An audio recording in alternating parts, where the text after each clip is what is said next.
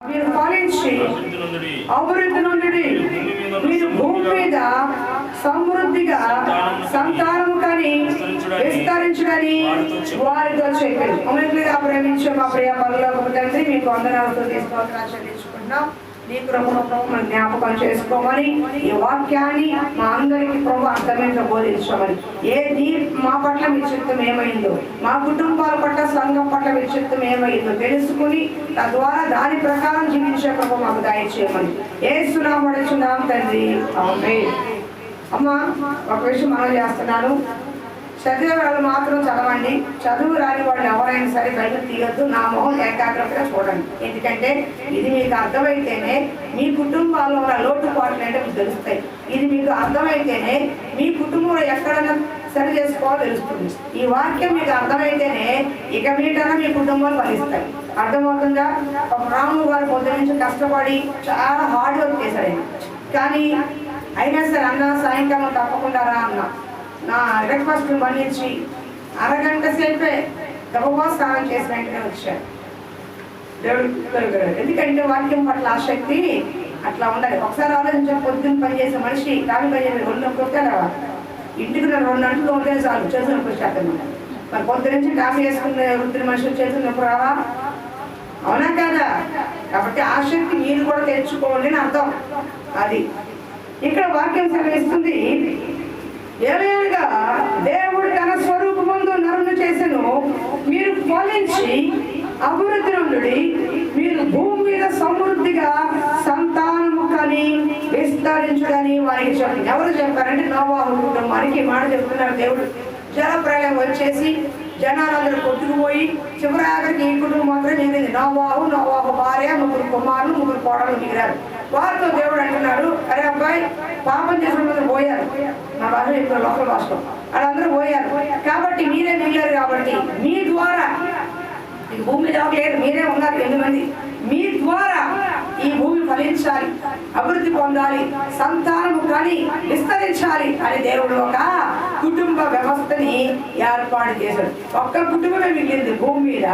ఆ కుటుంబాన్ని దేవుడు ఆశ్రయించి వారు చెప్తున్న మాట, మీరు ఫలించండి, అభివృద్ధి పొందండి, సంతానము కానీ అష్టైశ్వర్యాలతో విస్తరించండి అంటే ఆశ్రయించబడండి అని చెప్పాడు. అంటే దేవుడి చిత్తము వాడు గుర్తుపెట్టుకోండి. ఈ రోజున కుటుంబాల్లో చాలా మంది, మా కుటుంబంలో కొదువులు ఉన్నాయి, మా కుటుంబంలో కొరతలు ఉన్నాయి, మా కుటుంబంలో గొడవలు ఉన్నాయి, మా కుటుంబంలో అప్పులు ఉన్నాయి, మా కుటుంబంలో సమాధానం లేదు, మా కుటుంబాల్లో చూస్తే మా భార్య భర్త సఖ్యత లేదు, మరి అతను చూస్తే ఇంకో రకంగా ఉంటాడు, నేను చూస్తే ఇంకో రకంగా ఉంటుంది, రకరకాల వ్యవహారాల్లో ఉన్నవారు ఉన్నారు. మరి కుటుంబం అంతా కూడా చాలా అస్తవ్యస్తంగా ఉంది. నా పిల్లలు నా మాట వినేటట్టు లేదు.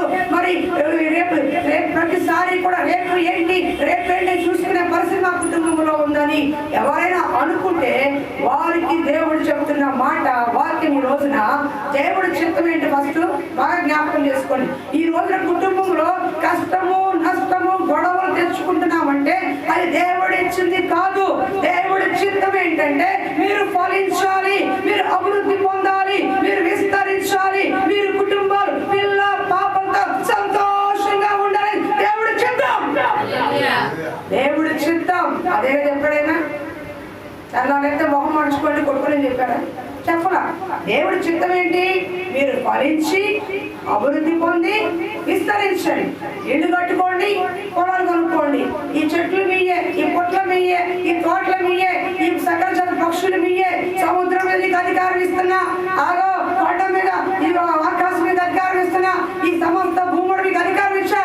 మనిషి నీకు కావాల్సింది తిను, హ్యాపీగా ఉండు, సంతోషంగా ఉండు, నీ భార్య బిడ్డతో సంతోషంగా ఉండు, నీ భార్య పిల్లలతో సంతోషంగా ఉండు, నీ బంధువులు, నీ రక్త సంబంధికులతో హ్యాపీగా ఉండు అనేది దేవుడి చిత్తము. కానీ అటువంటి దేవుడి చిత్తానికి వ్యతిరేకంగా ఈ రోజున లోకంలో కుటుంబాలని అస్తవ్యస్తంగా ఉన్నా అది ఎవరి పని? నువ్వు గోడ కానుకోబాకు. నేను మంచి ఇదిలో ఉన్నప్పుడు బాగున్నది తిరుగు బాగా వీళ్ళు ముందు దగ్గర కావాలి, ప్రార్థన చేయడం కదా. వినండి ఏం చెప్తున్నానమ్మా, దేవుడి చిత్తం ఏంటో మీకు అర్థమైందా? మీకు అర్థమవుతుందని చెప్పింది నా ఎక్క చూడండి. మీకు ఇది మాట అర్థమైతేనే కుటుంబాలు ఎందుకు వస్తుందంటే అర్థమవుతుంది. దేవుడి ఉద్దేశము, దేవుడి చిత్తము మన కుటుంబాలు బాగుండాలి, ఆశీర్వదించబడాలి, భార్య భర్త సౌఖ్యంగా ఉండాలి, సంతోషంగా ఉండాలి, సమాధానంగా ఉండాలి, పిల్ల పాపంతో అభివృద్ధి పొందాలి, ఆస్తులు సంపాదించుకోవాలి, ఐశ్వర్యం పొందుకోవాలి, రక్షణ పొందుకోవాలి, దేవుని యొక్క భయభక్తులు కలిగి జీవించాలి, దేవుణ్ణి గణపరచాలి, దేవుడి కొరకు జీవించాలి, అలాగే నీ కొరకు నీ కుటుంబంలో జీవించాలి. ఇది దేవుడి చిత్తమై ఉంది.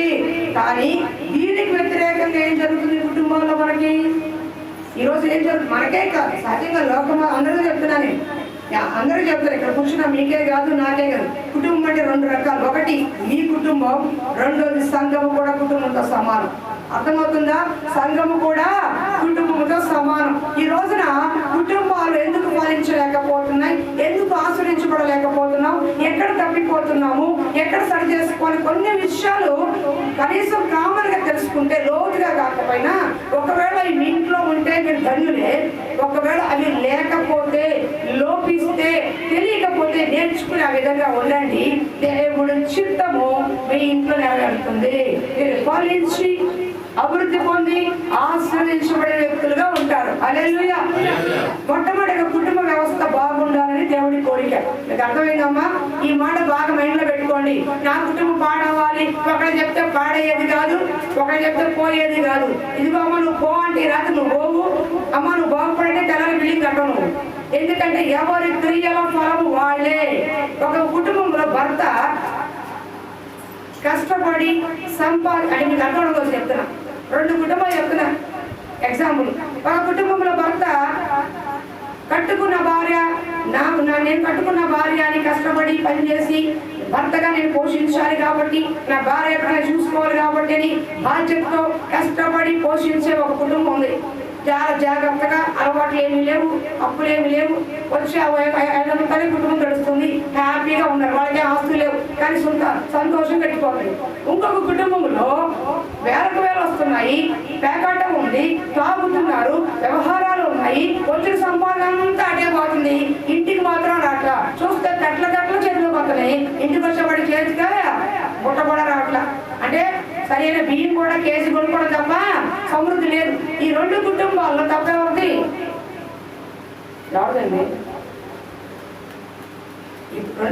రెండు మనుషులే కదా, ఇద్దరు రెండు కుటుంబాలు మీరు పెట్టారు కదా. ఈ రెండు కుటుంబాల్లో తప్పు ఎవరిది అంటే నేను ఏ కుటుంబం చెప్పండి వినడానికి? నీకు చెప్తే అర్థం కాదు. నేను చెప్తే నీకు అర్థమవుతుంది. మీకు ఉదాహరణ చెప్పాను, మిమ్మల్ని అంటలా.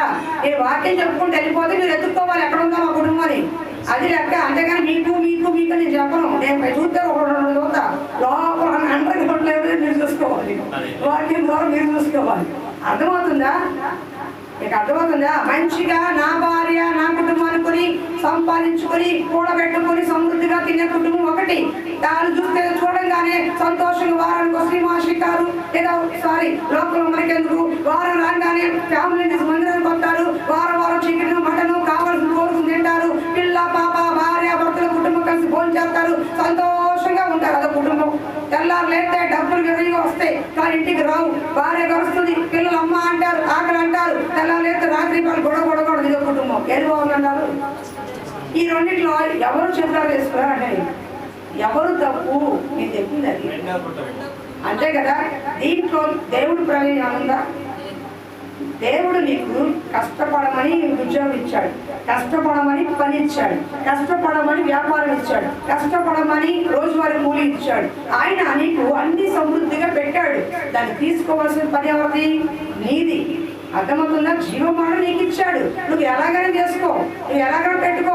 మంచిగా చేసుకుంటావో చెడ్డగా చేసుకుంటావో, నీ కుటుంబాన్ని ఉన్నతంగా నిలబెట్టుకుంటావో అట్టడు తీసుకుంటావో, నీ భార్య బిడ్డని ఉన్నతంగా పెట్టుకుంటావో అడుగులా చేస్తావో, అది నీ చేతుల్లో ఉంది. అర్థమవుతుందా? ఎందుకంటే దేవుడి చిత్తము నువ్వు ఫలించి అభివృద్ధి పొంది సంతానముతో అష్టైశ్వర్యంతో నువ్వు విస్తరించ దేవుడి చిత్తం. కానీ దీనికి వ్యతిరేకంగా మానవుడు తన సొంత కోరికల కోసం, సొంత భోగేచ్ఛల కోసము, సొంత వ్యసనాల కోసము, సొంత స్వార్థం కోసము వాళ్ళు తెచ్చుకొని చేయడే తప్ప దేవుడు తీసుకొచ్చింది కాదు. నీకు అర్థమవుతుందమ్మా? నీకు అర్థమవుతుందో? వాళ్ళకు వాళ్ళు తెచ్చుకున్న చేటే తప్ప దేవుడు ఇచ్చిన శాపం ఇది కాదు. దేవుడు ఆశీర్వాదం ఇచ్చాడు. మరి ఎందుకు కుటుంబ శాపగ్రస్తులు అయ్యామంటే ఆ కారణం మంది. పొరపాటు ఎవరిది? మంది. ఇప్పుడు నేను నీకు ఆ తమ్ముడు ఉన్నాడు, ఒక 10,000 రూపాయలు ఇచ్చా, గిఫ్ట్గా ఇచ్చా. 10,000 రూపాయలు గిఫ్ట్గా ఇచ్చిన డబ్బు ఆ తమ్ముడు 2 రకాలు చేయొచ్చు. ఒకటి, నా భార్య బిడ్డలకి కుటుంబానికి ఉపయోగపడేదిగా వాడచ్చు. లేదు, నాది నా ఇష్టం చేసుకొని భార్యకి ఏమైనా చేసుకోవచ్చు. ఎవరి చేతిలో ఉంది అది? ఇంటికి రావాలా, భార్యకి వెళ్ళాలి, ఎవరి చేతిలో ఉంది? ఏమా నీకు అర్థమైంది? అలాగే దేవుడు నువ్వు ఫలించాలి, నీ కుటుంబం బాగుండాలి, నువ్వు అభివృద్ధి పొందాలి, అదే నువ్వు సంతోషంగా ఉండాలి, దేవుడి చిత్తము. కానీ ఈ రోజు నీ కుటుంబం అవమానాస్పదంగా, హాస్యాస్పదంగా అనేక చెప్పుకునే స్థితిలో ఉందంటే ఎవరి తప్పది? మన తప్పు. ఎవరిది? దేవుడి తప్పు కాదు. గుర్తుపెట్టుకోండి. చాలా మంది నేరము నాది కాదు, ఆకలిది అంటారు. ఏదో సినిమా టైప్ లా లేకుండా అమ్మ అమ్మ తల్లి నేను సరిగా విను, నా వీడియో తెలిసినాక 3 సార్లు చెప్పాను నేను. ఇంకా విను, మేము దాటి విను. అయితే ఏం చెప్పొచ్చాను? చేసినట్టుపోయిందా? నేరం నాటి కాదు రాదు అన్నట్టుగా దేవుడు మీరు చూసేస్తాం. ఏంటి దేవుడు మమ్మల్ని చూడట్లేదు, పక్కన బాగున్నారు మేము బాగోలేదు, ఎదురింటాడు బాగున్నారు మేము బాగోలేదు, మా బంధువులు బాగున్నారు మేము బాగోలేదు, నేను కాదు మొన్న సంఘర్షణ బాగోలేదు మేము బాగోలేదు అని నేరము దేవుడి మీద ఆయాసపడతాము, దేవుడు నిందిస్తామే. కానీ దేవుడు నీకెప్పుడు కూడా చెడు చేసే దేవుడు కాదు. ఆయన నీకు మంచి చేసే దేవుడే, మంచి చేయాలనుకునే దేవుడే. నీకు పరీక్షడే లేదా? నేను కొన్ని ప్రశ్నలు అడుగుతాను, ఒకసారి చెప్పండి. అనకూడదు కానీ అనకూడదు కాదు, నీకు వివరంగా చెప్తా. మీకు కుటుంబం ఉందా? ఇక్కడ కుటుంబం ఉంది కదా, భార్య భర్త పిల్లలు బాగున్నారు, ఓకే. మీకు పని ఉందా లేదా? ఉద్యోగం ఉందా లేదా? ఏదో వ్యాపారం రోజువారీ పని ఉందా లేదా? భార్య బిడ్డలు ఉన్నారా లేదా? ఇల్లు ఒకటి ఉందా లేదా? సొంత ఇల్లు కాదు, ఉన్నారా? రోడ్డు మీద లేదు కదా, ఇంట్లో క్షేమం కానీ కొడుకున్నారు. అంటే లోకంలో ఉన్న కనీస సౌకర్యాలని విధించాడు దేవుడు. ఇప్పుడు వాటిల్లో మీరు అభివృద్ధి పొందాలని మీ చేతుల్లో ఉంది, నాశనం చేసుకోవాలన్నా మీ చేతుల్లో ఉంది. అందుకే దేవుడు చెప్పింది నోవాహు కుటుంబానికి, అయ్యా మీరు అభివృద్ధి పొందని చెప్పాడే కానీ ఈ విధంగా ఉండమని దేవుడు ఎక్కడ చెప్పలా.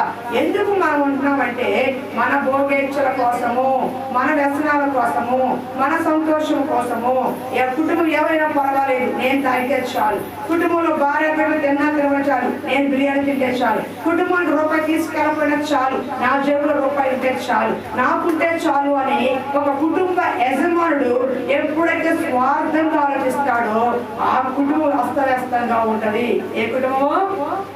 ఆ కుటుంబము అస్తవ్యస్తంగా ఉన్నది. ఏ కుటుంబంలో యజమానుడు నన్ను నమ్మి ఒక ఆడపిల్ల వచ్చింది, నన్ను నమ్మి తల్లిదండ్రులు విడిచి నన్ను హత్తుకుంది, నన్ను నమ్మి ఒక కుటుంబం నుంచి వచ్చింది, ఆ భార్య నేను పోషించాలి, నా బిడ్డను నేను పోషించాలి, నా కుటుంబాన్ని తీర్చిదిద్దుకోవాలి, నలుగురు ముందు, నా బంధువుల ముందు, నా రక్త సంబంధికుల ముందు, నా స్నేహితుల ముందు నా కుటుంబం బాగుండాలి అనుకున్నవాడు కష్టపడతాడు. ఎలా పోయినా పర్వాలేదు ఇష్టంగా వెళ్ళిపోతాడు. అర్థమవుతుందా? కానీ అటువంటి కుటుంబాలు చూసినప్పుడు ఎంతో వేదన, బాధ కలుగుతుంది. ఎందుకు చెప్తున్నానంటే మొట్టమొదటిగా వాక్యంలోకి వెళ్ళే ముందు దేవుడు మిమ్మల్ని ఆశీర్వదించాలనుకున్నాడే కానీ శాపగ్రస్తులుగా ఉండాలి దేవుడి చిత్తం కాదు. శాపగ్రస్తులుగా మార్చింది ఎవరంటే మనకు మనమే. ఇది అర్థమైందా? మనకి మనమే. గుర్తుపెట్టుకోండి. మొట్టమొదటిగా ఒక కుటుంబంలో ఉండాల్సిన కొన్ని పాయింట్స్ నేను చెప్తాను. అవి ఉన్నాయో మీరు చూసుకుని మీ కుటుంబంలో ఏదైనా చూసుకోండి. మొట్టమొదటి ఆ కుటుంబం బాగుండాలి అంటే ప్రేమ ఉండాలి. ఏముండాలి? ప్రేమ ఉండాలి. దేవుడు నేను మిమ్మల్ని ప్రేమించిన ప్రకారము మీరు కూడా ఒకరినొకరు ప్రేమించండి అన్నాడు. అంటే కుటుంబంలో భార్య భర్తల మధ్య ప్రేమ ఉండాలి, తల్లి బిడ్డల మధ్య ప్రేమ ఉండాలి, అత్త మామ మధ్య ప్రేమ ఉండాలి, ఉమ్మడి కుటుంబస్తులకి వాళ్ళ మధ్య ప్రేమ ఉండాలి. లేదా మీ ఇంట్లో మీరు మీ ఫ్యామిలీ ఇద్దరు ముగ్గురు ఉన్నారు, వాళ్ళ మధ్య ఏముండాలి? మొట్టమొదటి ఏముండాలమ్మా? మీరు అక్కడ అడుగుతున్నాను. ఏ నుంచి క్వశ్చన్స్ ఇలా అడుగుతాయి. ఏముండాలి చెప్పు? ఏముండాలి? 10 పాయింట్లు చెప్తాను, రాసుకున్నా చెప్పు, బాగా చూసుకో. అయితే ఏముండాలమ్మా? ప్రేమ ఉండాలి. అర్థమవుతుందా? ప్రేమ లేని కుటుంబము నిజంగా అది ఎలా ఉండదంటే ఇక నేను చెప్పవసరం. ఏ కుటుంబం ఫలిస్తుందంటే ప్రేమ గల కుటుంబం ఫలిస్తుంది. మీ ఇంట్లో ఎంతమంది మీ భార్య భర్తలో ప్రేమ ఉందా? తల్లి బిడ్డల మధ్య ప్రేమ ఉందా? అత్త మామలు ప్రేమించే మనసు ఉందా? కొంతమంది అత్త మామని విరోధంగా పడతారు, తల్లిదండ్రుల్ని హత్తుకుంటారు కోడలేసి. కొంతమంది అల్లుళ్ళు ఆడమ్మ నాన్న బాగా చూసుకుంటారు, భార్య తరఫున చోట మొహంలో తిప్పుకుంటారు. అర్థమవుతుందా? నిజం.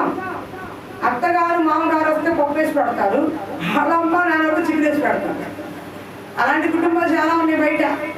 మా వాళ్ళు ఏసై కోళ్ళే, మా వాళ్ళు వచ్చారు ఏసై కోళ్ళే అండి.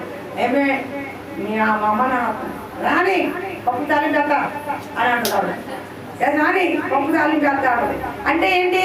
ప్రేమించే మనసు. ఇదిగో నా భర్త కుటుంబము, నా భర్త కదా, నా కుటుంబము కదా, నా భర్త అంటే అత్తమ్మ నాకు తల్లిదండ్రులు సమానం కదా అని ఏ కుటుంబం తల్లిదండ్రులుగా ప్రేమిస్తారో అలాగే అల్లుడైనా కొడుకైనా నేనే కదా అని ఆడతల్లి పిల్లలు కూడా ప్రేమించారు. ఇద్దరికి ఒకటే కాదు. ఇది అర్థమవుతుందా?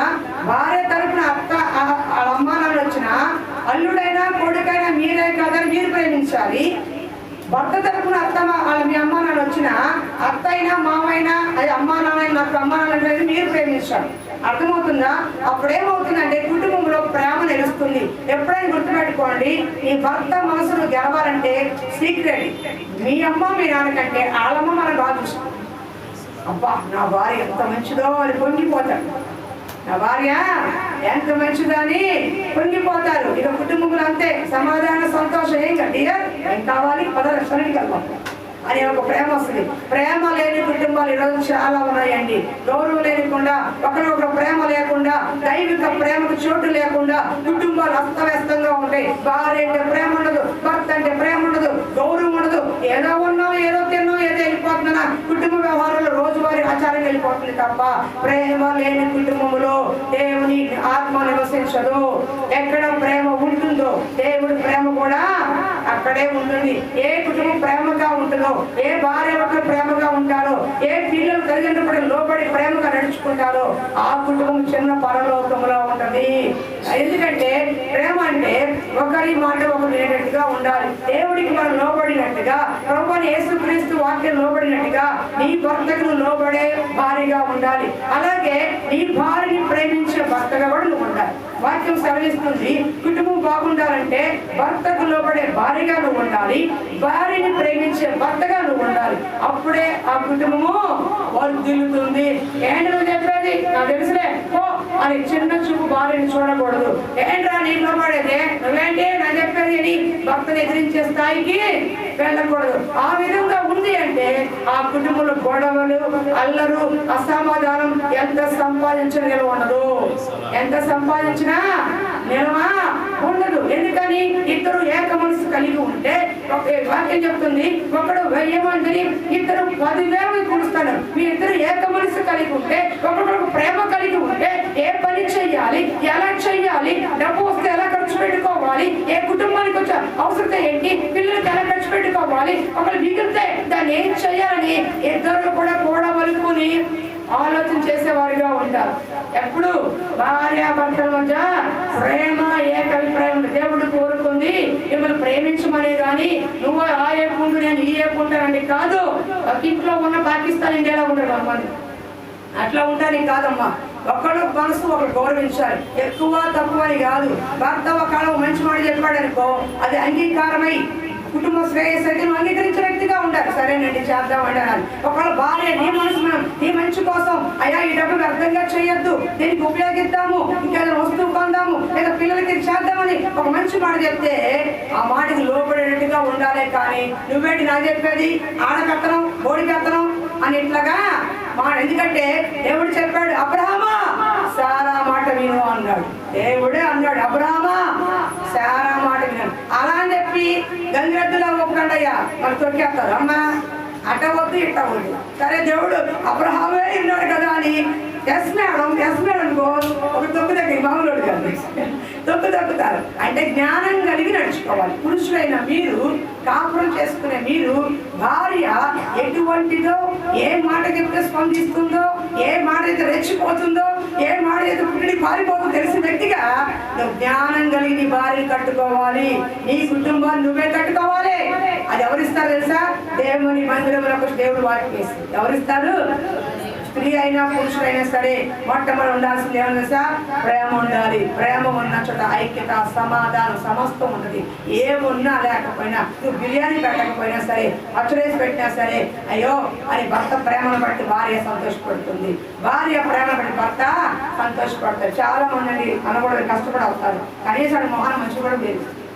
కూడా మనుషులు కూడా ఎవరు కష్టం వచ్చిన కష్టపడి వచ్చిన డబ్బులు మాత్రం డబ్బులు అడుగుతారు కానీ మనుషులు తాగుతావా, టీ తాగుతావా ప్రేమగా అడిగే దిక్కుండదు. జీతం వచ్చిందా, ఎంత ఖర్చు పెట్టుకున్నావు, ఎంత ఎత్తనావు, ఏంటి ఏం చేసావు అని లెక్కలు అడుగుతారు. అది కాదు, భార్యాభర్తల కుటుంబం బాగుండాలంటే ముందుగా మీ మధ్య ప్రేమ ఉండాలి, మీ మధ్య దేవుడు ఉండాలి, దేవుని ప్రేమ ఉండాలి. లోక ప్రేమ కాదు, డబ్బుంటే ప్రేమ కాదు, పలుకుబడి ఉంటే ప్రేమ కాదు, భార్య పుట్టింటి పడించిన ప్రేమ కాదు, కొత్త తీసుకొస్తే ప్రేమ కాదు. ఉన్నా లేకపోయినా బిర్యానీ పెట్టినా పచ్చడి పెట్టినా ఏ స్థితిలో ఉన్నా సరే మేము భార్యాభర్తలము, దేవుడు మనం జతపరిచాడు. కష్టమైన కలిమైన లేమైనా ఏ స్థితిలో అయినా సరే మా కుటుంబం ఇది అని మీరు కలిసి ఉంటే మీ మధ్య దేవుడి ఆత్మ సంచరిస్తుంది. దేవుడి గొప్ప కార్యాలు కుటుంబాలు చేస్తారు. ఏ మూడో వ్యక్తికి కూడా అవకాశం ఇవ్వదు. అత్తమామైనా సరే, నీరే పైన ఆడే పైన సరే ఎవరైనా పక్కన పెట్టుకోండి, దేవుడిని పెట్టుకోండి, మధ్యలో ప్రేమ గల దేవుడిని పెట్టుకోండి. మీరు ప్రేమ విస్తరిస్తుంది. కుటుంబంలో అటువంటి ప్రేమ ఉందో లేదో ఒక్కసారి మీరు జ్ఞాపకం చేసుకోండి. రెండోది గడకి వెళ్ళిపోతారు. రెండోది క్షమించే మనం ఉండాలి. రెఫరెన్స్ చాలా రాశాను కానీ చెప్పుకుంటూ వెళ్ళిపోతారు, టైం సరిపోదు, టైం అయిపోతుంది. భార్యాభర్తల కుటుంబం అంటే కేవలం భార్యాభర్తలు చెప్పట్ల, కుటుంబంలో అత్త మామ ఉండొచ్చు, మరుదులు బామరుదులు ఉండొచ్చు. ఇంకేమన్నారు ఆడమని ఆడపడుచుదా, ఆడపడుచు ఆడబెట్ట ఏదో ఉంటారు కదా ఇంకా ఫ్యామిలీలో వాళ్ళు ఉండొచ్చు, ఈ ఉమ్మడి ఫ్యామిలీ ఉండొచ్చు, లింగు నాలుగు ఒకరిద్దరు ఉండొచ్చు. కానీ ఎవరున్నా సరే క్షమాపణ ఉండాలి. ఏముండాలి? ఒకళ్ళ మధ్య ఒకళ్ళు మీరు క్షమించుకునే మనసు ఉండాలి. కుటుంబం అంటే భార్య మొత్తం ఎగ్జాంపుల్ చెప్తున్నాను తప్ప కుటుంబంలో ఉండాల్సి చెప్తున్నా. మొట్టమొదటి కుటుంబంలో ప్రేమ ఉండాలి. అది దైవిక ప్రేమ ఉన్నట్టయితే మీ కుటుంబం ఆశ్రయించబడి వర్ధిల్లుతుంది.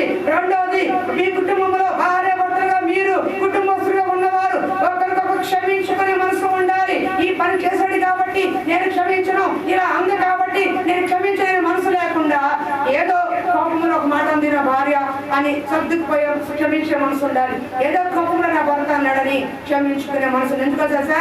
ఇప్పుడు నేను చెప్పే కార్యాలన్నీ కూడా దేవుని స్వరూపము. దేవుడు ప్రేమించాడు కాబట్టి మనము కూడా కుటుంబాన్ని ప్రేమించని అడుగుతున్నారు. దేవుడు క్షమించాడు, శత్రువుని క్షమించాడు, ఆయన కొట్టిన వారిని తిట్టిన వారిని క్షమించాడు, పొడిసిన వారిని క్షమించాడు. ఆఫ్టర్ ఆల్ కాపురం చేసిన భర్తను క్షమించలేవా? కాపురం చేసిన భార్యను క్షమించలేవా? భర్తనిచ్చిన అర్థమాంసం క్షమించలేవా? భార్యనిచ్చిన అర్థమాంసం క్షమించలేవా? క్షమాపణ లేకపోతే మనకి దేవుని కార్యం మన ఇంట్లో చూడలేమమ్మా. దేవుని గుణలక్షణాలని నేను చెప్తున్నాను. మీకు ముందుగా మీ కుటుంబానికి ముందు యేసుక్రీస్తు పెట్టుకోండి, ఎవరిని పెట్టుకోబాకండి. ఈ గృహానికి అధిపతి యేసుక్రీస్తే అని బోర్డులు కనపడతాయి. నిజంగా ఇంట్లో ఉండడం లేదు, చాలా ఇంట్లో ముందు బోర్డులు కనపడతాయి. గృహానికి అధిపతి యేసుక్రీస్తే పెడతారు కానీ వాళ్ళ ఇంట్లో అధికారం వాళ్ళదే, వాళ్ళ ఇంట్లో అధికారం అయిందే, వాళ్ళ ఇంట్లో అధికారం వాళ్ళ అమ్మగా వాళ్ళ నాన్న వాళ్ళకి అర్థం ఉండదు. ఎవరిది ఉండదు, బోర్డు మాత్రం దేవుడిది. కానీ ఇప్పుడు చెప్తున్నాను, నీ కుటుంబంలో దేవుడు అధిపతిగా ఉంటే మొట్టమొదటిగా దేవుని ప్రేమ నీలో ఉండాలి.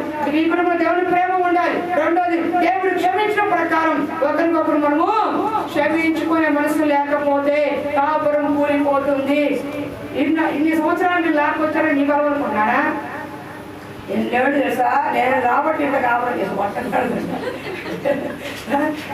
నేను కాబట్టి దిక్కుమాలంత కాపురం చేసి అనుకుంటాడు. నిజం చెప్తున్నాను, మీరు నమ్మండి. ఎన్నాళ్ళు మీరు కాపురం చేశారంటే మీ బలం మీ శక్తి కాదు, దేవుడిని ఐక్యపరిచి ఐక్యత ఇచ్చి భార్యాభర్తలుగా మీరు కట్టి దేవుడు జతపరిచిన వారిని వేరు చేయకూడదని వాక్యం ఉంది కనుక ఈ మధ్య ఎవరు వచ్చినా, ఎన్ని ఆటంకాలు వచ్చినా, ఎంతమంది పుల్లలు పెట్టినా ఈ రోజు వరకు మీరు కలిసి కాపురం చేస్తున్నారంటే దేవుని చిత్తమై ఉండాలి. దేవుని చిత్తమై ఉంది, దేవుని చిత్తమై. అంతేగాని మీ భావం నీ శక్తి వాళ్ళే పాపం దాని మొహం చూసి క్షమించేసా అని ఒక స్టైల్ ఈయన ఫోన్లే ఉసురు మాట్లాడి నేను క్షమించేశాను ఈయన ఒక స్టైల్లో కాదు. ఆ ప్రేమ క్షమాపణ ఇంతవరకు ఎన్నో విపత్కర పరిస్థితి అయిపోయింది. ఈ రాత్రితో ఈ పని అయిపోయింది. రేపటితో నువ్వు అటు నేను ఇటు తూర్పు పడమ అనుకున్న కుటుంబాలు ఎన్నో ఉన్నాయి. మన అక్కచ్చారు గుర్తుందా మీకు? మన శుక్రవారం అక్కచ్చారు అని చిన్న సాక్ష్యం చెప్తున్నా. పసవరి అంట నేను అన్నా అప్పులు చేశాడు. ఆయన ఇంకో రైతు అప్పులు చేశాడు. చర్చి కలిసి మరి అప్పులు అడుగుతున్నారు. ఆయన చర్చి కలిసి కూడా అప్పులు అడిగే పరిస్థితికి వచ్చారు. ఆవిడ ఒకటే ఉంది, ఆమె జగ్గారెడ్డి గుడి వైశాసి. నేను వదిలేసి వెళ్ళిపోతాను, ఈయన నేను భరించలేను, వదిలేసి వెళ్ళిపోతాను. అప్పుడు పాస్టర్ గారు కూర్చోబెట్టి కౌన్సిలింగ్ ఇచ్చారు. ఎందుకంటే అన్నీ బాగున్నప్పుడు భర్త కాదమ్మా, ఏమీ లేకపోయినా భర్త. ఈరోజు వదిలేసి వెళ్ళిపోతావు, లేకపోతే కష్టపడి ఆస్తి పది సంపాదించాలి వస్తావని అడిగాడు. నీకు అర్థమైందా? ఈరోజు అప్పుల్లో ఉన్నాడు, వదిలేసి వెళ్ళిపోతావు. రేపు అప్పులు తీరి ఆయనకు ఒక స్థితి వస్తుంది. ఒక బండి కొనుక్కుంటాడు, ఒక ఇల్లు కొనుక్కుంటాడు, కారు కొనుక్కుంటాడు. అప్పుడు వస్తావు నువ్వు భార్య అని ఏమండి వస్తావా? రాలేదు. అర్థమవుతుందా? కాబట్టి కష్టంలో నువ్వు ఉన్నావు అనుకో, రేపు రోజు నీ ఫ్యామిలీ బాగోలేదు కౌన్సిలింగ్ ఇచ్చినప్పుడు మీద నమ్మండి. ఆ అక్క లోబడింది, అట్లట్లా కష్టపడ్డారు. చిన్న పాపను వేసుకుని గుంటూరు నుంచి విజయవాడ మందిరానికి వచ్చేవాళ్ళు, అక్కడి చార్జీలు ప్రభులు పడి వచ్చేవాళ్ళు. ఈ రోజున జున్ను వ్యాపారం ఉంది, సొంత ఇల్లు ఉంది, కొంత బంగారం ఉంది, హ్యాపీగా ఉన్నారు. ఆ పాప డిగ్రీ చదువుతుంది. వదిలేశాడు దేవుడు. ఆ రోజు వదిలేస్తానని ఈ రోజు చూపించేవాడా ఆశీర్వాదాన్ని? ఎన్ని సంవత్సరాలు దేవుడు లాక్కుంటూ వచ్చాడు. అర్థమైందా? కాబట్టి ఈరోజు కుటుంబం నడుస్తుందంటే ఒక్కళ్ళ క్షమాపణ ఉండబట్టే. కోపతాపాలు వస్తాయి, ఎంతకంటే గొడవలు వస్తాయి, ఎన్నో వ్యతిరేక నీళ్ళు వస్తాయి, మధ్యలో పెట్టే వాళ్ళు ఉంటారు, మంచి కాపులు చూసి వారలేని వాళ్ళు ఉంటారు, రకరకాల పరిస్థితులు ఉంటాయి. అయిన వారే పొరలేసే వాళ్ళు ఉంటారు, రక్త సంబంధించిన పొరలేసే వాళ్ళు ఉంటారు, ఎవరో చుట్టూ చుట్టుకోవచ్చు పొరలేసే వాళ్ళు ఉంటారు. ఎక్కడ చూసినా మంచిగా ఉన్న కుటుంబాన్ని మంచిగా ఉంచడం ఏదో పొరలేసేపోతారు. కానీ అటువంటి స్థితిలో కూడా దేవుడు మీకు ఒకళ్ళు క్షమాపణ గుణమిచ్చి, ప్రేమించే గుణమిచ్చి, ఇన్నాళ్ళు మనం కాపురం చేస్తాం, ఇన్నాళ్ళు చేస్తాము, ఏదో కోపంలో అందలేని ఒకసారి కదా ఒకసారైనా రివేజ్ అవడానికి, ఏదో కోపంలో అన్నాడు కదా అని ఒకసారి ఒక కపడం అనడానికి క్షమించుకున్నారు. కాబట్టి ఇప్పటి వరకు మీరు ఇంట్లో భార్య భర్తలుగా కుటుంబంగా కలిసి ఉంటున్నారు. అది గుర్తుపెట్టుకోండి. క్షమాపణ లేకుండా కుటుంబం అభివృద్ధి పొందదు. క్షమాపణ దైవిక గుణం. క్షమాపణ ఏంటి? దైవిక లక్షణం. క్షమించడం మామూలు విషయం కాదండి. అది ఎంతో దేవుడి కృప ఉంటే తప్ప క్షమించడం. లాగిపెట్టి రాత్రి కొట్టేసి పొద్దున టీ పట్టడానికి ఎలా రాత్రి లాగిపెట్టి గుళ్ళు కొట్టేసి ఏమే పొద్దున టీ పట్టాడు ఈ మొహం టీ కాల పోసేస్తా ఏంటి ఉంటుంది కొంతమంది అందుకంత కోపం వస్తుంది. కానీ ఆ స్థితిలో ఉండి కూడా దేవుడి దగ్గర ప్రార్థన చేస్తే పొద్దునే టీ ఇచ్చినప్పుడు ఒక్కసారిగా భార్య మొహం చూస్తే పశ్చాత్తాపం కలుగుతుంది. మనసు కష్టమైపోతుంది. అయ్యో నేను అనవసరంగా నా భార్యని చేసుకున్నాను, అనవసరంగా నా భర్త నేను తొందరపడి మాట్లాడినా, నేను పశ్చాత్తాపం కలుగుతుంది. ఎప్పుడో తెలుసా? నీ ఇంట్లో క్షమాపణ ఉన్నప్పుడు, దేవుడి ఆత్మని ఇంట్లో ఉన్నప్పుడు. రెండు చెప్పా, ఏముండాలి నీ కుటుంబంలో? ఏనండి మనం చెప్పాలి, నాకు అప్పు చెప్పాలి, ఉండుకోను గుర్తుపెట్టుకోండి. ఒకటి ఫస్ట్ ఏముండాలి? ప్రేమ ఉండాలి. దేవుని ప్రేమ, దైవిక ప్రేమ. దేవుడు ముందుపెట్టుకోండి అన్నిటికీ. రెండోది క్షమించే కూడా. దేవుడు మనకు క్షమించాడు. మరి ఎంత పాపాత్మలో, ఎంత దౌర్భాగ్యమో, ఎంత దిగ్మానమో దేవుడు నన్ను క్షమించాడు. ఎందుకు క్షమించాడు? కానీ ఈరోజు కూర్చున్నాము. అలాగే నీ తప్పును దేవుడు ఎలా క్షమించాడు, ఇతరుల తప్పును కూడా నువ్వు క్షమించాడు. భర్త అయినా, భార్య అయినా, అత్తమైనా, కన్న బిడ్డైనా, ఆడబడిచైనా ఎవరైనా సరే నీ తప్పును దేవుడు ఎలా క్షమించాడు, నువ్వు కూడా ఇతరుని క్షమించే వ్యక్తిగా ఉండాలి. లేకపోతే కుటుంబంలో ఫలింపు రాదు. మూడోది సహించుకుని సమాధానంగా సర్దుకుపోయే మనస్తత్వం ఉండాలి. కొంతమందికి అసలు సర్దుకుపోయే మనస్తత్వం ఉండదు. నాకు ఇదే కావాలి, ఇదే కావాలి, ఈ రోజు తీసుకురావాల్సిందే, ఈ రోజు ఎలాగైనా నువ్వు కొనాల్సిందే, ఈ రోజు ఎట్లాగైనా నేను తీసుకెళ్లాల్సిందే, ఈ రోజు సినిమాకు తీసుకెళ్లాల్సిందే అని పట్టుబట్టి ఆడడం చాలా మంది ఉన్నారా లేదా? రెస్టారెంట్లో పెళ్ళని కొత్త జరిగి చాలా రోజులు అవుతుంది. పేపర్లో చూశాను. పెళ్ళి సినిమా తీసుకెళ్ళాను ఆవిడ. నాకు కుదరదమ్మని పనికి వెళ్తున్నా అన్నాడు. నన్ను సినిమా తీసుకెళ్తా లేదా ఉంది. కుదరదు అన్నాడు. ఆయన పనికి వెళ్ళాడు, మురేసుకుని అదో సినిమా కోసం పెళ్లి కూతురు డింగల్ పోయింది. ఎవరికి నష్టం? నీకు అర్థమవుతుందంటే ఏంటి? నా మాట కాదన్నాడు, నన్ను తీసుకెళ్ళా, నా మాట కాదన్నాడని ఒక పౌరుషం, ఒక రోషం, ఒక అసహనం. ఓన్లే పడగతి రేపు తీసుకెళ్తాను, పనికి వెళ్తున్నాడు కదా, సర్దుకోవచ్చుగా. అది సర్దుకోదా రండి అంటే పోదా అంటారు కదా, సర్దుకోట్ల. నేను చెప్తున్నాను, ఈ కుటుంబంలో సర్దుకుపోయే ఓర్పు నేర్చుకోండి. తెలిసి తెలియక భార్యని పట్ల పొరపాటు చేస్తే, తెలిసి తెలియక ఏమైనా సరే కూరలో ఉప్పులు ఎక్కువ వేస్తే, మసాలా ఎక్కువ వేస్తే, ఎవడ తింటాడు కూర, కుక్కలు కూడా తినమని చెప్పి బయట పడేయకుండా కొంచెం తగ్గించమ్మా, కొంచెం పెంచు, కొంచెం ఇలా ఉంచని సర్దుకుపోతూ మంచిగా చెప్పే కూడా నేర్చుకోండి. కంచాలు ఎసరుబాకండి, కంచాలు ఎసరుబాకండి. కొన్ని విషయాలు సర్దుకుపోతేనే కుటుంబ వ్యవస్థ బాగుంటుంది. నేను ఇట్లాగే ఉంటాను, ఇట్లాగే జెండాకారులా ఉంటానంటే కొట్టుకెళ్ళిపోతాడు, కొట్టుకెళ్ళిపోతుంది పైకి. అలా ఉండదు, సర్దుకుపోవాలి. సర్దుకుపోతేనే ఇంతకాలం మీరు ఉన్నారు. అవునా కాదా? సర్దుకోకుండా ఉన్నారు, ఇంతకాలం సర్దుకున్నారు. సమాధాన పడాలి. వెంటనే గొడవ వచ్చినప్పుడు వెంటనే సమాధాన పడండి. ఆయనే వచ్చి మాట్లాడాలి, ఆయనే వచ్చి మాట్లాడాలి, అదే వచ్చి మాట్లాడాలి. అంతవరకు నేను అమ్మతాను, అంతవరకు నేను ఇంటికి రాను. అలాంటి వద్దు. ఎవరో ఒకరు తగ్గించుకొని సర్దుకుపోయి సమాధాన పడడం నేర్చుకోండి. మీ మధ్య అపవాది రాకుండా, మీ మధ్య గొడవ పెరగకుండా, మీ మధ్య ఎవరి మూడో వ్యక్తితో అగాధం పెంచక ముందే, దూరం చేయక ముందే, ఆ అగ్ని రాజేయక ముందే మీరు వెంటనే కలుసుకోండి. వెంటనే కలుసుకోండి, రిలీజ్ అవ్వండి. సర్లే ఏదో అనేసింది అని వెళ్ళి సమాధాన పడు. ఏదో అన్నాలే కోపంలో, సరేరా భోంచేద్దాం, అయిపోయింది రా భోంచేద్దాం, సరేనమ్మా ఏదో కోపంలో అన్నారు రా భోంచేద్దాం అని వెంటనే మీకు వీలుగా సర్దుకుపోయి సమాధాన పడేట్టుగా ఉండాలి. కానీ నువ్వు వస్తే నేను తింటాను, నా కాళ్ళ దగ్గర కొద్ది చూస్తాను, అదే నా కాళ్ళ దగ్గర కొద్ది అన్న టైప్లో మీరు ఉంటే మీ కాళ్ళ దగ్గర రావడం కాదు, మీ కాళ్ళు వద్దు ఆమె కాళ్ళకి రాదు, నువ్వు ఆ ఇంటికి నా ఇంటికి అవుతుంది. కాబట్టి అపవాది అంటే కుటుంబ వ్యవస్థని ఎప్పుడు కూడా అపవాది పాడు చేయాలని చూస్తుంది.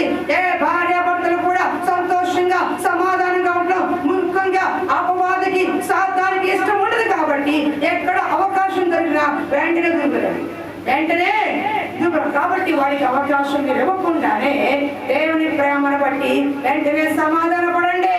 ఏం చేయాలి?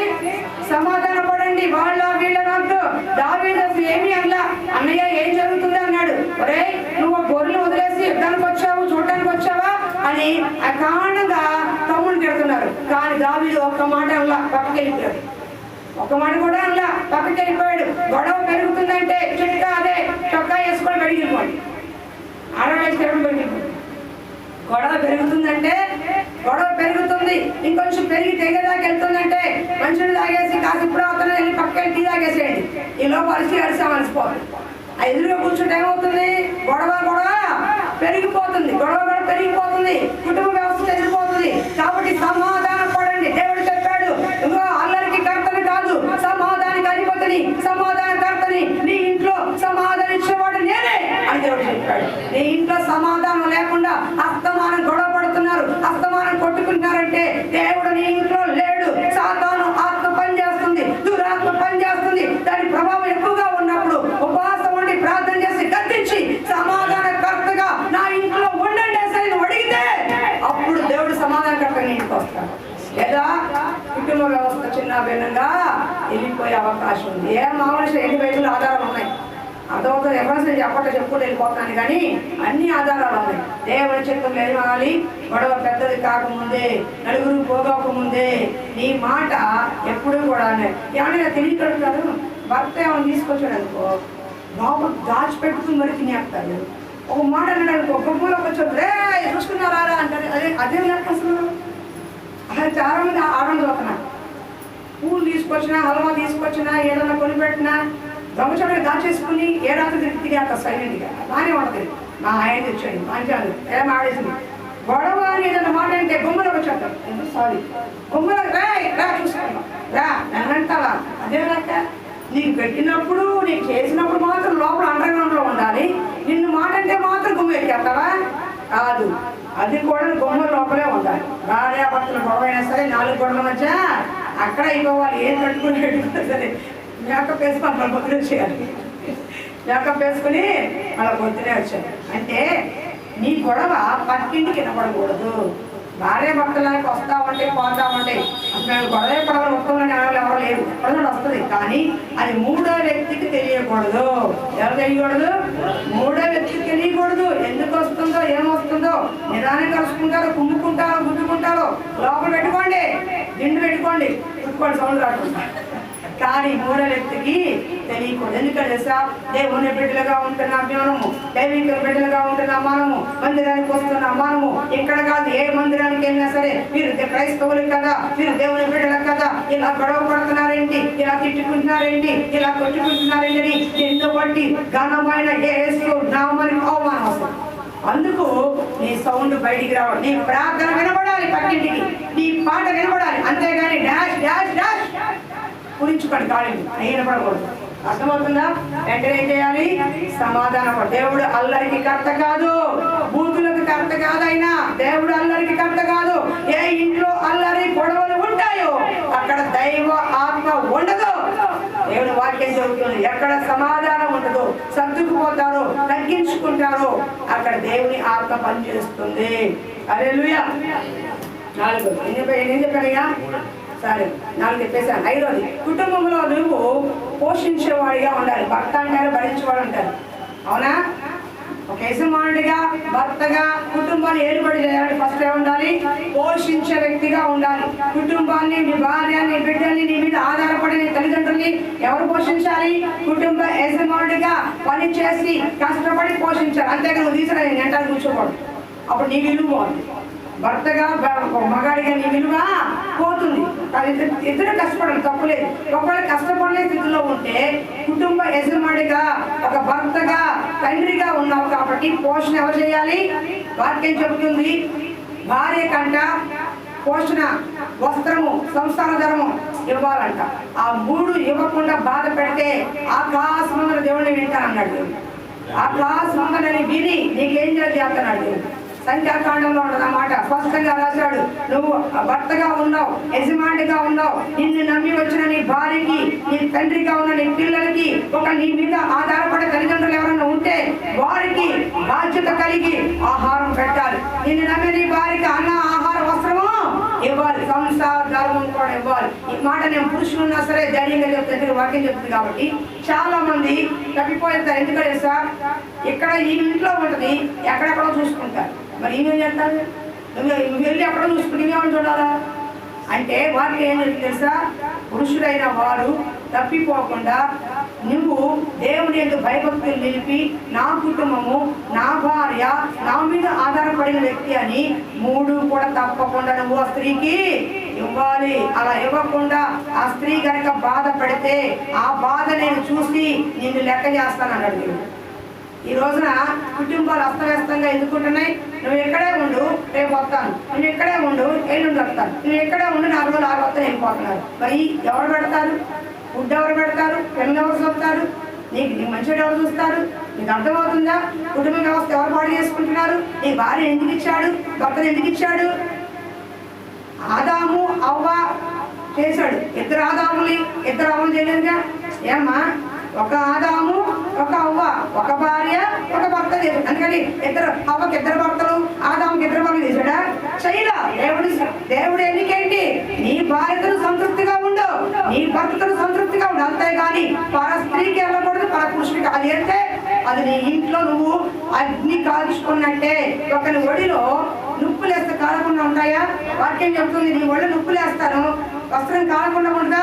కొడుకు వాని భార్యని కూడివాడు కొడుకు వారి భర్తను చేరుది తన కుటుంబంలో నిప్పులు పోసుకున్నదంటే ఏమంటారు? దాని మాట అర్థం నిప్పులు పోసుకున్నాడు. ఈ రోజున కుటుంబాలు అస్తవ్యస్తంగా ఉండి సమాధానం లేకుండా, సంతోషం లేకుండా ఉన్నాయంటే నీకు కలిగిన వాటిని సంతృప్తిగా లేవు కాబట్టి. నీకు కలిగిన కొంచెమే సంతృప్తిగా ఉండు. ఇదా నేను చేసుకోకుండా, అబ్బా ఆ అమ్మాయి ఎంత బాగుందో, చేసుకున్నా గుర్తు పక్కింటి అమ్మాయి, చేసుకున్న గుర్తు పక్కింటి అబ్బాయి, అలా ఉండకూడదు. దేవుడు నీకేమి ఇచ్చాడో, నీకు ఇచ్చిన పిల్లలను బట్టి, నీకు ఇచ్చిన భర్తను బట్టి, నీకు ఇచ్చిన భార్యను బట్టి, నీకు ఇచ్చిన అమ్మానాన్ని బట్టి, నీకు దేవుడు ఏమి ఇచ్చాడో దాన్ని బట్టి నువ్వు సంతృప్తి కలిగి పరిపాలించే వ్యక్తిగా ఉండాలి. కుటుంబానికి ఒక మహారాజుగా ఉండాలి. నువ్వు బంటుగా కాదు, బంటుగా సేవకుడిగా కాదు, కుటుంబాలు ఏలుబడి ఒక మహారాజులా ఉండాలి. నీ భార్యని ఒక మహారాజులా చూడాలి. శారా ఉంది, అబ్రహాం దేవుడు ఏం చెప్పాడు? అబ్రహామా శారా మాట విను అన్నాడు. కానీ శారా అంది నా యజమానుడా అంది. ఏమంది? అబ్రహాంని రా అబ్రహాము రా అని చెప్పలా, నా యజమానుడా అని తన్ను తాను ఎంతో తగ్గించుకొని భర్త గౌరవాన్ని పెంచింది. ఆవిడ భర్త గౌరవాన్ని పెంచింది. నీ భర్తని వ్యధమని చేయాలన్నా నువ్వే, ఘనతగా ఉంచాలన్నా నువ్వే, నీ భర్తని మహారాజులుగా ఉంచాలన్నా నువ్వే, పనికి మనం చేయాలన్నా నువ్వే. అందుకే జ్ఞానం కలిగిన స్త్రీ కుటుంబాన్ని కట్టుకుంటుంది. నువ్వు చెప్పిన దాన్ని బట్టే వాళ్ళు మాట్లాడతారు. నువ్వు ఎదవంటే ఎదవంటారు, నువ్వు మంచోడంటే మంచోడు అమ్మ అంటారు. ఇప్పుడు ఎవరో ముక్కు బాగుంది లేకుండా ఊర్లో ఉన్నారు, అమ్మ మీ ఆయన బాగున్నాడు, ఏం బాగోలేదు దిక్కుమాలోడు, ఏం తింటాడు కూడా, ఉంటాడు కూడా, తాగుతాడు, తింటాడు, పడతాడు అని చెప్పేవనుకో, ఎక్కడో హైదరాబాద్లో ఉన్నాడు చూడదు, నీ మాట ఇదేగా, అమ్మో ఆయన ఇలా చూడంట అని పంపించలే డాక్టర్. అలా కాకుండా అంత పర్వాలేదమ్మా, బాగున్నాము, కష్టపడుతున్నాము, చెడు రూపాయలు తెచ్చుకుంటున్నాం, బాగా మంచిగా అని చెప్పాను. ఏమనుకుంటుంది? అమ్మయ్య మా చెల్లి బాగుందంట. ఏమది? మా అక్క మా చెల్లో బాబు అంటే నీ నోటి మాటను బట్టే నీ కుటుంబ గౌరవం ఉందని గుర్తుపెట్టుకో. నన్ను తిట్టాడు, నన్ను కొట్టాడు, నాకు ఇవ్వలేదు, నాకు పోలేదు, నన్ను తోసాడు, నన్ను తీసుకెళ్ళాడు అని చెప్పుకుంటూ వెళ్తే చెప్పుకున్న వాళ్ళు ఎవరు నీ కాపురాన్ని నిలబెట్టరు. చెప్పుకున్న వాళ్ళు ఎవరు కూడా నిన్ను ఉద్ధరించరు. మరలా ఆ వ్యక్తి నీకు ఘనతనివ్వాలి, ఆ వ్యక్తిని పక్క నిలబడాలి, ఆ వ్యక్తి ఉంటేనే కొడుకు పడిపోతాడు. కాబట్టి నువ్వు విలువ పెంచేదానిగా ఉన్నావా, తగ్గించేదానిగా ఉన్నావా? ఎంతసేపు నువ్వు అని చూపిస్తున్నావే, నీ తప్పేడు ఎవరికి తెలుసుకున్నావా? నీ సైడ్ తప్పేడు తెలుసుకున్నావా? కొంతమంది కష్టపడి భార్య చేతిలో పోతారు డబ్బు అంతా. నేను ఒక కుటుంబం చెప్తాను, ఇక్కడే పక్కన పేరు చెప్పాను, కానీ రోజు 1000 రూపాయలు సంపాదిస్తాడు. తప్పేవాడు చెప్పండి, 1000 రూపాయలు సంపాదిస్తాడు. కానీ సరైన కూర ఉండదు. రాత్రి కూర పొద్దున పెడుతుంది, పచ్చడి వేసిపోతుంది, పెరిగేస్తుంది, తినమంటుంది. వారానికి ఒక్కసారి ఒక్క పావు కేజీ చికెన్ తెచ్చుకున్నది. అంత తినే మా ఆయన కొద్ది కూరేవా తిని, మా పిల్లలు ఉన్నారు పప్పువా తినే అక్క అని చుట్టుపక్కల అందరూ అడుగుతున్నాడు. రోజు 1000 రూపాయలు కష్టపడి తీసుకొచ్చి నీకు ఎత్తున్నాడు. ఏం చేస్తున్నావు అంటే భార్య నమ్మేగా, నా భార్య కాని కదా చేతిలో పోతున్నాడు. ఆ డబ్బులు ఏం చేయాలి? నువ్వు ఒక రాజుగా భక్తు ఉంటే భార్యను ఉన్నావు కాబట్టి నీకు ఇచ్చిన ఆ డబ్బుని నమ్మకంగా పక్కన పెట్టి నీ భర్తకి సరైన ఆహారం పెట్టుకుంటూ, నీ పిల్లలకి సరైన ఆహారం పెట్టుకుంటూ, మిగిలిన దాన్ని పక్కన దాచుకుంటూ, పిల్లలకి ఏమైనా కావాలో, ఆపద వస్తే పెట్టుకోవాలో, అనారోగ్యం వస్తే చూపించాలో, లేదా ఏదైనా మంచి వస్తువు కొనుక్కోవాలో జ్ఞానం కలిగే సంసారాన్ని ఈడ్చుకెళ్ళాలి. అంతేగాని వచ్చిందని దోసేసి పుట్టింటికి పంపించి ఒక రోజున ఏమర్థం కావట్లేదు, డబ్బులు ఏమంటుంది, దానికి దీనికి లెక్క చెప్పుకుంటే డబ్బులు ఏమంటుంది అడిగితే, ఒకరోజు అమ్మ కూతురు బాగా పోహాడుకున్నారు వెళ్ళినప్పుడు. ఆ రోజు అంటుంది, ఏమే నన్ను చెప్తావా, నా సొమ్ము 10 వేలు ఉంది మూడు ముందు తొందరపడి అనేసింది. ఏముంది, నేను ఇప్పుడు 10 వేలు పెట్టాను నేను అనేసింది. తెలిసిందే రేపు అప్పటికి ఆ రోజున సంవత్సరం తెలియలా, అప్పుడు తెలిసింది. అమ్మ కూతురు అడుచుకున్నప్పుడు అమ్మ నా పిల్లం నా డబ్బులు తీసి 10 వేలు ఇచ్చిందా అని ఏం చేశాడు. ఇక నీకు డబ్బులు ఇవ్వను, నీకు ఏం కావాలో చెప్పు, నేను తీసుకొస్తా. బియ్యం కావాలా, పప్పు కావాలా, ఉప్పు కావాలా, నీకు ఏం కావాలంటే కొద్దిగా కదా ఇవి పెడతా. పిల్లలు ఉన్నారు కాబట్టి 50 రూపాయలు ఇస్తా, వాడుకోదు మానేసాను. ఎందుకని 1000 రూపాయలకి నమ్మకంగా చేతిలో పెడితే నువ్వు చేసిన పని ఏంటి? ఆ నమ్మకత్వాన్ని కోల్పోయావుగా. ఈరోజు 50 రూపాయలకు వచ్చావు, ఎవరి ప్రాబ్లం అది? కాబట్టి కుటుంబ స్త్రీ అనేది ఎంతసేపు భర్తని వెంచిన వ్యక్తిగా కాదు, నీకు ఇచ్చిన దాన్ని ఎలా గడుపుతున్నావు. మా పిన్నండి 400 రూపాయలతో కాపురం చేసింది, మా బాబాయికి 400 ఉద్యోగంతో కాపురం చేసింది, 40,000 తీసుకునేదాకా కాపురం చేసింది. పక్కింటికి వెళ్ళి కరివేపాకు కూడా ఈ రోజు కడగాలి, కానీ ఇంటికి ఎవరైతే పెట్టడం ఆ 400తోనే భార్య భర్త 2 పిల్లలు పోషించేది. 2 రోజుల కోసం పప్పు చాలు, 2 రోజుల కోసం ఎలా వేసేదో తెలీదు, కానీ అప్పు చేసేది కాదు, పక్కింటికి వెళ్ళి కరివేపాకు కూడా అడిగేది కాదు. అంత గుట్టుగా కాపురం చేసింది ఆవిడ. నిజంగా మహాతల్లి ఇప్పటికే ఉన్నారు, సింగర్లో ఉంటారు. మా బాబాయ్ ఎప్పుడో 4 పెళ్ళిళ్ళ కోసం 400 శాలరీ, దిగేటప్పటికైనా 4,000 శాలరీ అయింది. అప్పటికి ఇప్పటికి అదే లెవెల్ మెయింటైన్ చేసింది. ఎలా చేసింది ఆవిడ? నువ్వు ఇచ్చే 400 ఏం సరిపోతే అని అప్పు చేయడం కూడా ఆమె చేతుల్లో ఉంది, దాన్ని సర్దుకోవడం కూడా ఆమె చేతుల్లో ఉంది. అందుకే జ్ఞానంగా ఏం చేయాలి? నీ భర్త ఆదాయం ఎంత తెలుసుకుని, పోషణ ఎంత కావాలో తెలుసుకుని, అనవసర ఖర్చులు పక్కన పెట్టి, పిల్లలకి ఏం కావాలో, కుటుంబానికి ఏం కావాలో, తెల్లాలేస్తే పప్పు ఉప్పు బియ్యం ఏం కావాలో తీసుకుని రూపాయి మిగిలితే దాన్ని పక్కన పెట్టి జ్ఞానం కలిగి చేసుకోవాలి తప్ప అధిక ఖర్చులు దుబారా ఖర్చులు పెడితే ఒక రోజు నేను మిగులు ఎంత తీసుకొచ్చిన గుణం అయిపోతుంది. 1000 రూపాయలు సంపాదిస్తాం, ఖర్చు అయిపోద్ది. 2000 వస్తాయి, ఖర్చు అయిపోద్ది. 3000 వస్తాయి, ఖర్చు అయిపోద్ది. కాబట్టి అలా ఉండకూడదు. భర్త తీసుకొచ్చి కష్టపడిన సంపాదన వ్యర్థంగా పోకూడదు. నీ భర్త సంపాదన పనులకు పోకూడదు, నీ భార్య సంపాదన వ్యర్థంగా పోకూడదు. కష్టపడి కుటుంబాన్ని కట్టుకునే వ్యక్తిగా మీరు ఉండాలి. మీ ఇంటికి మహారాజులు మీరే, మహారాణులు మీరే. నువ్వే మహారాజు, మీ ఆవిడే మహారాణి. కాబట్టి మహారాజుగా బతకాలో, అడిగిన బతకాలో మీ చేతుల్లో ఉంది. దేవుడు నిన్ను ఫలించాలనుకున్నాడు, అభివృద్ధి పొందాలనుకున్నాడు, నిన్ను తలగా ఉంచుతానని అనుకున్నాడు. కానీ త్వరగా ఉంచమని ఎక్కడ చెప్పలా. నీ స్థితిగతులు ఎలా ఉన్నాయి ఒక్కసారి చూసుకోండి. కాబట్టి ఇచ్చిన దాన్ని జాగ్రత్తగా ఉంటూ, నీకు ఇచ్చిన కుటుంబ ధర్మాన్ని నెరవేర్పిస్తూ పోషిస్తూ, అధికమైన ఖర్చులు అనవసరమైన ఖర్చులు కాకుండా పొదుపుగా మీరు చేసుకోగలిగితే నీ కుటుంబం ఫలించి విస్తరించి నువ్వు ఇంకొకటి పెట్టే స్థాయికి వస్తావు. అమ్మా అని ఈ స్థాయి నుంచి ఈ స్థాయికి వస్తావు. ఈ చెయ్యి ఎప్పుడు ఇలా ఉండకూడదు, ఇలా ఉండాలండి. మీ చెయ్యి ఎప్పుడు కూడా క్రైస్తవ బిడ్డల చెయ్యి, ముఖ్యంగా క్రైస్తవులను మన చెయ్యి ఇలా ఉండకూడదు. ఇలా అంటే ఏంటి? అడుక్కునే వారిగా ఉండాలి, ఇచ్చేవారిగా ఉండాలి. ఇచ్చే వారిగా ఉండాలి. అది ఎవరు చేస్తారు? దేవుడు ఆశీర్వదించాలి. ఎవరు ఆశీర్వదించాలి?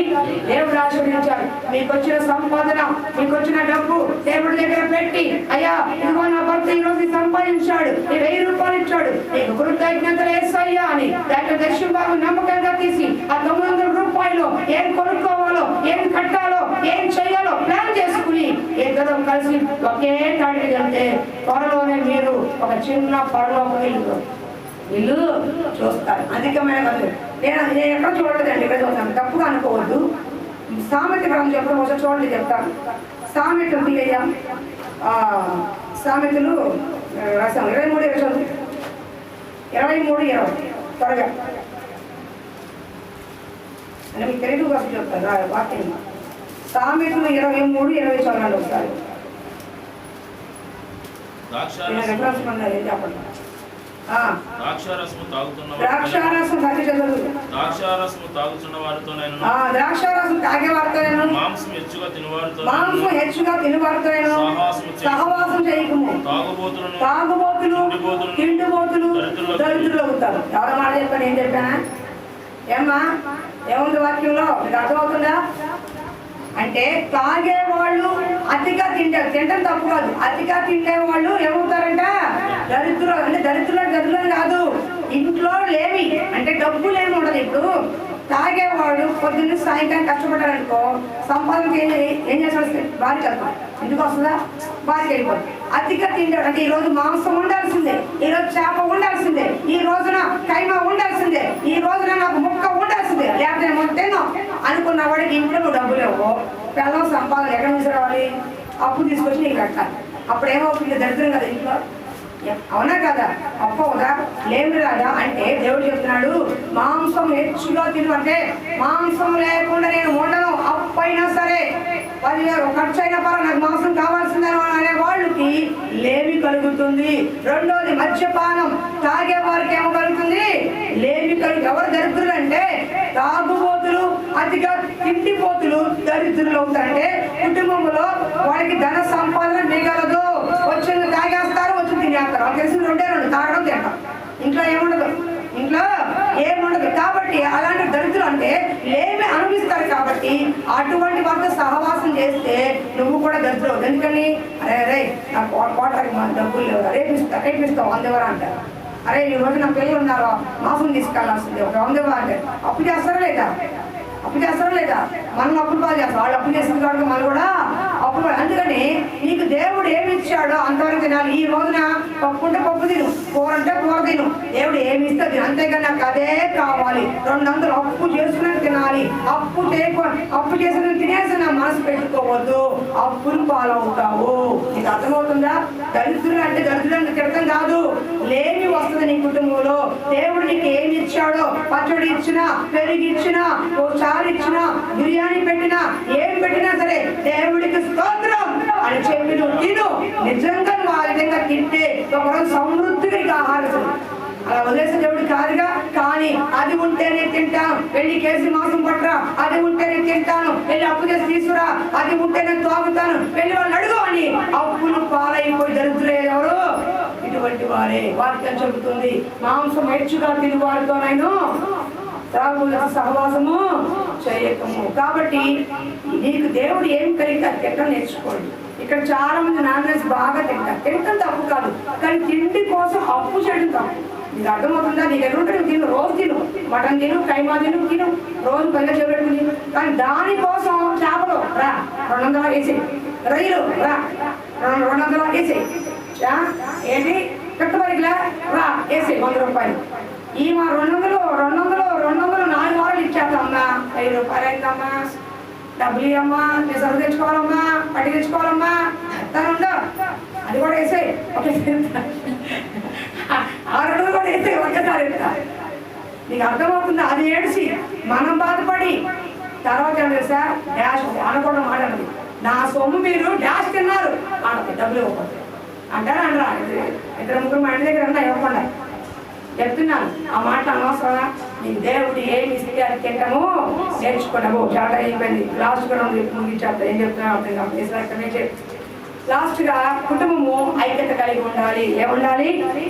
ఐక్యత కలిగి ఉండాలి. ఒకరికొకరు ఈ పక్కన నువ్వు ఈ పక్క నేను ఒకరికొకరు లాక్కునే విధంగా కాకుండా ఇద్దరు ఒకే మాట మీద ఒకే బాటలో నిన్ను నీ కుటుంబాన్ని నీ పిల్లల్ని సంరక్షించేవారిగా ఐక్యత కలిగి కలిసి జీవించేవారిగా ఉండాలి. ఐక్యత కలిగి ఉంటే మీ మంచిది ఎవరు కూడా రాలేదు. మీకు తెలుసుగా కథ, 4 ఆవులు ఐక్యతగా ఉన్నప్పుడు పులి ఏం చేయలేకపోయింది. కానీ ఎప్పుడైతే ఒక్కొక్క ఆవు విడివిడిగా ఉందో పులి ఒక్కొక్క దాన్ని చంపేసింది. ఐక్యత అంటే ఉమ్మడి కుటుంబంలో ఉన్నావా, ఉమ్మడి కుటుంబంలో జాగ్రత్తగా ఉండు. ఒక మంచి ఫ్యామిలీలో ఉన్నావా, మంచి ఫ్యామిలీలో జాగ్రత్తగా ఉండు. ఐక్యత కలిగి ఉండు. సహోదరులు ఐక్యత కలిగి ఉండా ఎంత మనోహర. సంఘంలో ఐక్యత ఉండాలి, కుటుంబంలో ఐక్యత ఉండాలి. నువ్వు ఒక దారి నేను ఒక దారి కాకుండా, నీ మాట నా మాట కాకుండా ఇద్దరు ఒకే మాట అనుకుని ఒకే బాట అనుకుని కలిసి చక్కగా ఒక పద్ధతి ప్రకారం వెళ్తే ఆ కుటుంబం చాలా సంతోష సమాధానం. రెండోది, నీ పిల్లలు నువ్వు నీ కుటుంబం భయభక్తులతో ఉండాలి. దేవుని మందిరానికి ఆలస్యంగా రాకుండా, దేవుని మందిరానికి క్రమము తప్పకుండా నేను, నా భార్య, నా భర్త, నా పిల్లలు, కుటుంబం అంతా నేను నా ఇంటి వారు యెహోవానే సేవిస్తామన్న యెహోషువ వలె ఆదివారం వచ్చిందంటే ఒక పండగ వాతావరణం, ఆదివారం వచ్చిందంటే నా కుటుంబం నా పిల్లల మందిరంలో ఉండాలి, ఆదివారం వచ్చిందంటే నాకు ఏ ప్రోగ్రాం వద్దు, ముందు ప్రథమ స్థానం దేవుడు కావాలని భయభక్తులు కలిగిన తీర్మానం తీసుకుంటే నీ ఇల్లు ఆశీర్వదించబడిన ఇల్లుగా ఉన్నది. భర్త వస్తే భార్య రాడు, భార్య వస్తే భర్త రాదు, ఇల్లుతో పిల్లలు రాదు, పిల్లలతో తల్లి రాదు. అట్లా ఉండకూడదు. ప్రతి ఒక్కరు కూడా వీలైనంత వరకు, అవకాశం ఉన్నంత వరకు మీరు కుటుంబంతో కలిసి రావడము నేర్చుకోండి. కాబట్టి కుటుంబంతో వచ్చినప్పుడు అది మేము ఆశ్రయించే కుటుంబంగా ఉండదు. ఎందుకంటే భార్య భర్తలుగా పిల్లలుగా మీ మందిరంలోకి వచ్చినప్పుడు మీ కుటుంబాన్ని యేసు నామములో ఆశ్రయిస్తున్నప్పుడు అది మీ కుటుంబం మొత్తానికి వేసింది అయిపోతుంది. అస్సలు రాకపోతే దానికి ప్రాబ్లం కాదు. కానీ కుటుంబం వీలైనంత ఫ్యామిలీ మొత్తం వచ్చింది. ఈ రోజున ఫ్యామిలీ మొత్తంలో నాకు చాలా సంతోషం. భార్య భర్త వీళ్ళ పిల్లలు నలుగురు చక్కగా వచ్చారు. ఈ రోజు నాకు మనసు నిండా యేసు నామములో ఫుల్ బ్లెస్సింగ్ అని అనుకో, దేవుడు ఏం చేస్తాడు? తదాస్తు ఆమేన్ అంటే రాము గారి ఫ్యామిలీ అంతా వస్తుంది. ఎక్కడ వస్తుంది? ఇంత సరిపోయారు ఫ్యామిలీ రావడం. సారీ, 3 నలుగురు వస్తారు. కానీ వాళ్ళు కూడా వచ్చిన ఎందుకు తెలుసా? భయభక్తులు నేర్పించాల్సింది మనమేనండి.